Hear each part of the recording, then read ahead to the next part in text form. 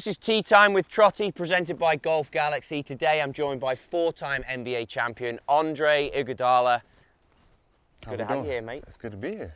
We got a par 4 in front of us. 300 bills to the trap on the right. Talk to me about what you're going to do down here. So when I play a hole, I play with some pretty good players. And what I've been taught is if there's trouble, whichever side there's trouble, you want to hit a shot kind of into it. And so I'm aiming at that bunker. I won't carry it to it, but if I can aim at that bunker and kind of draw it back into the fairway, that'd be the perfect shot. And if it doesn't draw, it just goes straight, and then I'm still in the fairway. Let's see if you can put that through into practice.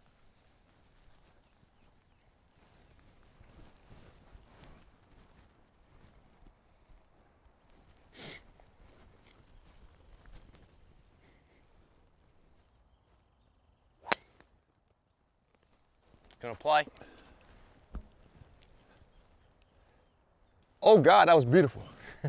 Good shot, mate, good shot. Thank you, sir. So I believe you recently went for a fitting at Golf Galaxy? I did, Golf Galaxy. I frequent there a lot back home when I'm trying to sneak out the house, hitting a couple putters around the greens, and just geeking out on the golf gear.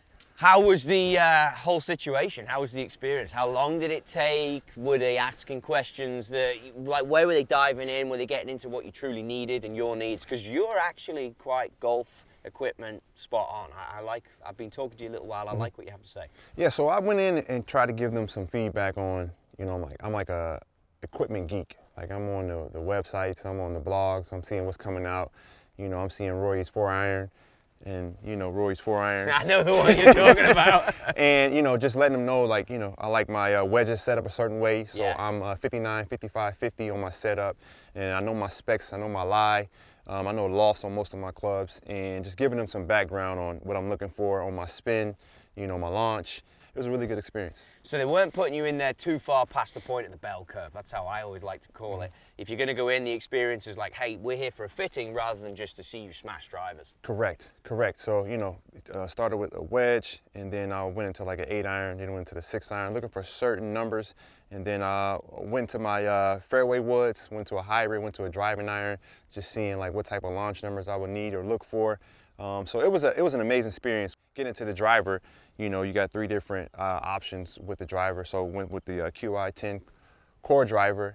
Seeing a lot of guys on tour with it. The low spin is usually good for me, but I think this is a good blend of what I'm looking for with my game. Obviously, with your NBA championships, that game is about precision and aiming. You gave me a great visualization on what you were trying to do there. Do you use any of your former career to help you on a golf course?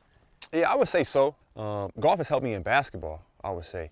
And so my problem on the court was, I was one of those guys where if I missed a shot, I would think about it on the next play. And so if I started the game 0 for 2, 0 for 3, I'm nervous on pulling the trigger. Where on golf, if you hit a bad shot, you got to forget about it. You got to go to the next shot. How do you do that? I'm a competitor. So if I don't hit a good shot, I'm pretty ticked at myself. I got to get par.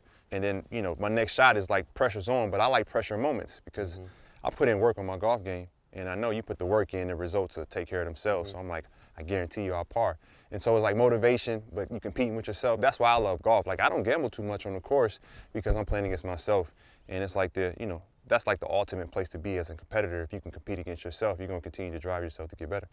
As we all try and get better at golf, information that you've already alluded to with the QI10 core versus the LS versus the Max, that was in your mind. You knew your numbers, you've listed your lofts on your wedges. You're going in with a technical mindset, but also like a creative as well. How do you let the creative flow over the technical information that you hear on a golf course? And how do you do it on a basketball court? Because you must have people giving you guidance all the time.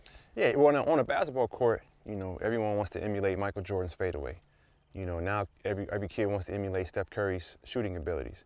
And there are some technicalities in there, but if you watch those athletes play, they just put in the work, and then once they get on the court, in the game, the real game is just free-flowing. Yeah. It's just like, now I'm just breathing, and it's letting it flow and come my way. And it's the same here, where I'm on a course, and when I get too technical, I get tight and tense. If I'm getting too tight and I'm trying to force this swing, as opposed to just get your swing path, in and out, draw happens. Let the body flow. I'm going to give that a go. I like it. Okay, down the right side. See if we can just keep it out there. Let it flow. You heard the man.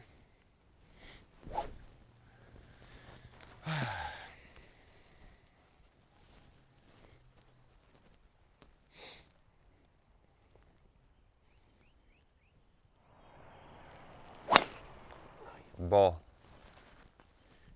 Just like we pictured it. We're playing cart golf. We're right next to each other. We are right next to each other. That'll play. Keeps it social. Yes, sir.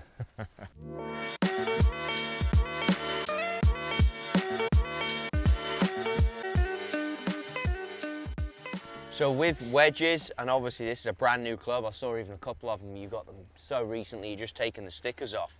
You can see the raw face, you can feel everything in this. What's your feedback been so far on these wedges? And obviously you're very dialed in on the lofts, I love that, that was very particular.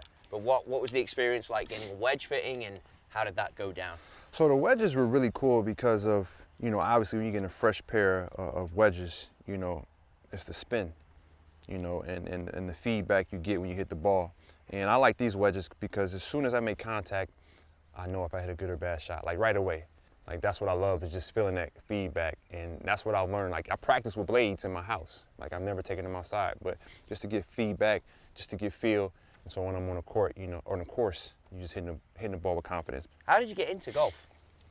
I got into golf at a young age watching Tiger. Okay. But I never had access to courses. Didn't know where to go, didn't have clubs, you know, and then in college, you do a few alumni events. You know, we got boosters that come around and you get to do 1 or 2 events with them every year. And so I was able to play, but, you know, clubs are rented. You still don't know what you're doing, still don't know how to get to the course. But then when I got to the pros, I got a set of clubs. You know, my first 10 years in the league, it was basketball, basketball, basketball. So no time, and really. So no time, because, but then it was like you work smarter, not harder. Like you don't kill yourself. You know, I'm not in the gym 8 hours because I'm getting older. So you want to be very efficient with your time. And so when I got to the Warriors, it was a coach, Pete Myers. He played for the Bulls back in the day, my guy. He taught me how to hit a draw. Because quite naturally, the ball was just banana slicing. A lot of people. And so what I kept doing was you aim further left, not knowing that's gonna make you slice it even more. And so he taught me, you know, you got 12 to 6, you know, inside the 7, you know, swing out to 1. And it's good. The first time I hit a draw, it was like perfect explosion in your hand, right? It was like that feeling you get, like boom. And I dropped the club and almost ran away. Like the ball came back the other way. I'd never seen it. I'm like, oh my God. And then from there I was just hooked. Now I know a few players, you know, I know a lot of TaylorMade guys. And then Rory was in his, like he was in his prime when I really got into golf, 2013. And so, you know, he's my favorite golfer. Yeah. When you get fit for golf clubs, being as tall as you are, is that a challenge? Like, obviously I don't suffer with that myself, but I know the weights and the swing weights go up a lot. So on tour with players, sometimes they struggle with the overall weight or the swing weight of the golf club, the balance point. How about you? How did you tackle that at Golf Galaxy, going so long in the golf shafts? When I got fitted, what I saw was they put this tape at the sole of the club. Yeah. And then you hit a few balls, and then it shows you, you know, where it interacts with the ground. And so that's why I learned I was 1 degree upright. Also, it's where your ankle wrist to floor. So they were doing everything like wrist to floor, wrist and then looking at different lengths and playing around. And obviously, I know you ended up like 1.5 inches longer. Was that the maximum you wanted to go, or did they were like recommending that and you were good with it? Yeah, I was good with it.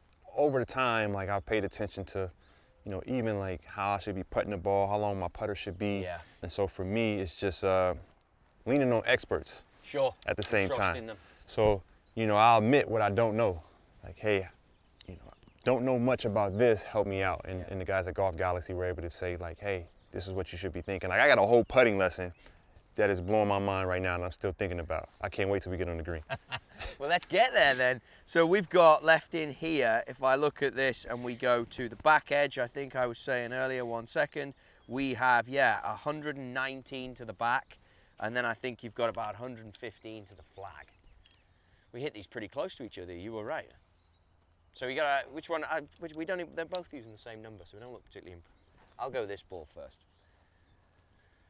So for this one off a slight down bank, it's going to shoot out a bit quicker. That 120 to the back number is pretty important. And then with that flag, Andre, I'm just going to go a little right of it.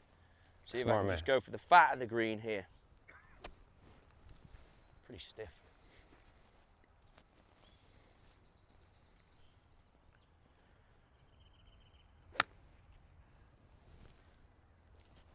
Pretty happy with that line. It's a ball. Pretty happy with that golf shot.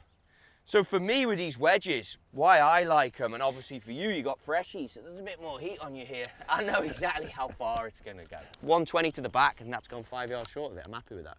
That's a great shot. pro's miss right there. You had no divot. You're like Tiger.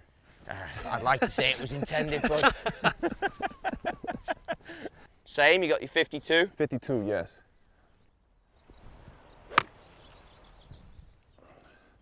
A little right, but it's on the green. I don't hate it. I don't hate it either. Right club. Yes, sir.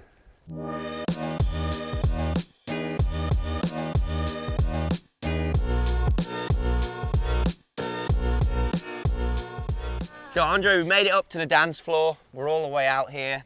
Putter in your hand is new and it's beautiful. Talk to me a little bit about the experience you went through. So when I went to Golf Galaxy to look at some putters, and obviously this stuck out to me because, you know, all the guys that are winning, you know, Scotty's going crazy with it, and, you know, Rory introduced it to him, or, you know, suggested that he use it. And I feel like this gave me great confidence, you know, straight forward, straight back, and hitting putts. You know, with the blade, you got to have a small curve in your putting stroke.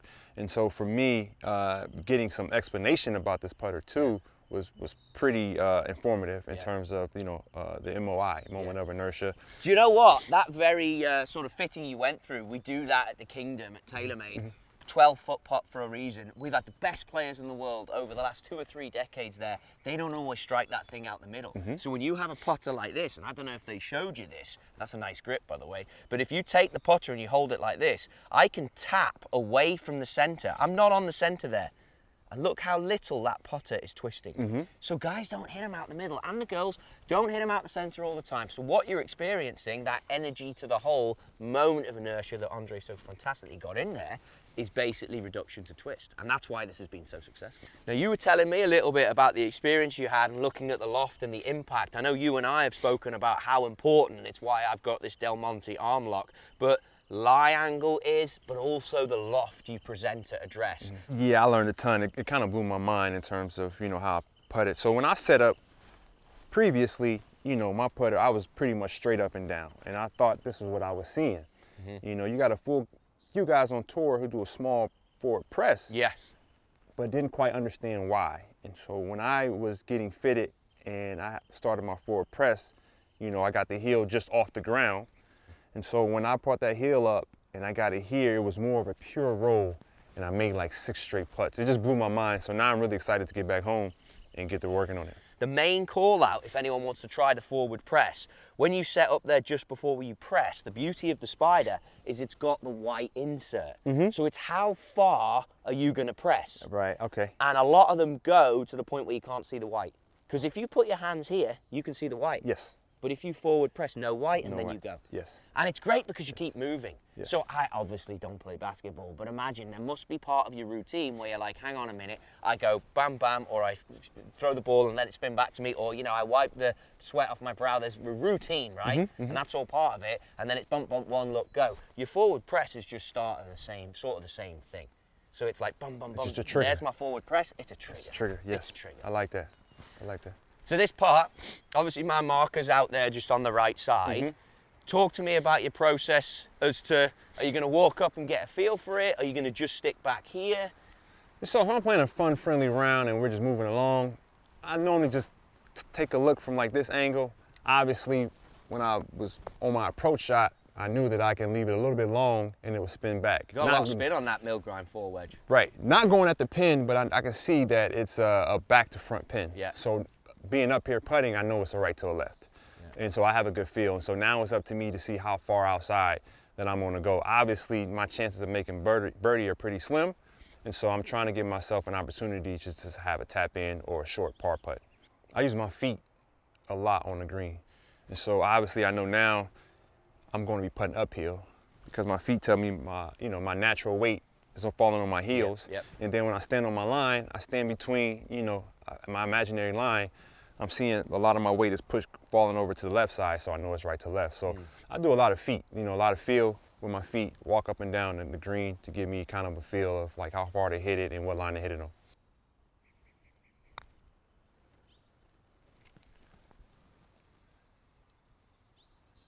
That's awesome touch. Well, like I knew what I was doing.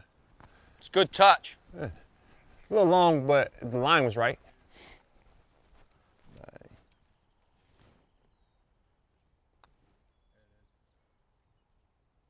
Oh, it went in. There you go. I'll get that one for you. You kidding me? I'll get that one. All right, let's roll on.